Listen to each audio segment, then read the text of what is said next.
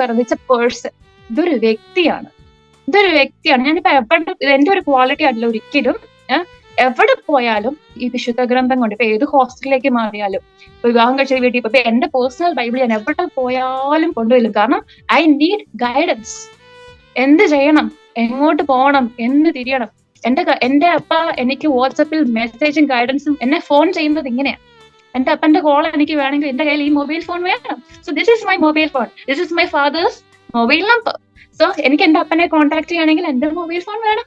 അത് ഓഫ് ആക്കി switch off ചെയ്ത് ചാർജ് ഇല്ലാതെ നമ്മൾ കൊണ്ടുപോയി വെച്ചേക്കുവാണെങ്കിൽ പിന്നെ അപ്പനെ കുറ്റം പറഞ്ഞിട്ട് കാര്യമുണ്ടോ? ഇല്ല.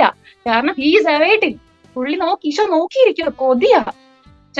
ഒന്ന് ഓർമ്മ വയ്ക്കുക, നമ്മളിപ്പോ നമുക്ക് ഒത്തിരി ഇഷ്ടമുള്ള ഒരു സാധനം നമുക്ക് മേടിക്കണമെങ്കിൽ ഭയങ്കര വർത്തിയാണ്. അപ്പൊ നമ്മൾ മാക്സിമം കൊടുക്കും. ഓക്കെ, എന്റെ വീട് വിൽക്കണം, ഓക്കെ വീട് വിറ്റും. അതിനപ്പുറം നിന്റെ 2 കിഡ്നിയും ഒരു ലിവറും കൊടുത്ത് എന്റെ ലൈഫ് പോകണമെങ്കിൽ നീ ആ സാധനം മേടിക്കുവോ? അത്രയും വർത്തിയായിരിക്കുവോ? പക്ഷേ അതിനേക്കാളും വിലയാണ് ഈശോ നമുക്ക് ഇട്ടേക്കുന്ന വില, അല്ലെ? അതിനേക്കാളും വിലയാ. അപ്പൊ നമ്മളൊന്ന് ഓർത്ത് നോക്കി, ഒരു മനുഷ്യൻ നമ്മൾ പൊട്ടനാക്കുകയല്ലേ ചെയ്യുന്നത്?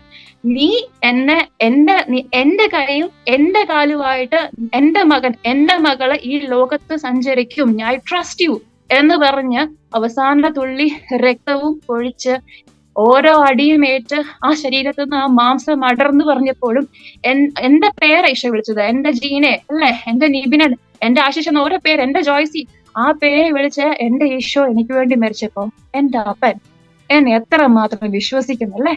എന്റെ പേരൻസ് വിശ്വസിക്കുന്നതിനേക്കാൾ നമുക്ക് പിന്നെ എന്നെ ക്വാളിറ്റിയാണ് വേണ്ടത്. എനിക്കൊരു ഗുണവും ഇല്ല, എനിക്കൊരു ക്വാളിറ്റി ഇല്ലെന്നൊക്കെ ഞാൻ അങ്ങനെ നമ്മൾ ചിന്തിക്കുന്ന അവസ്ഥ എനിക്കുണ്ടായിട്ടുണ്ട് കേട്ടോ.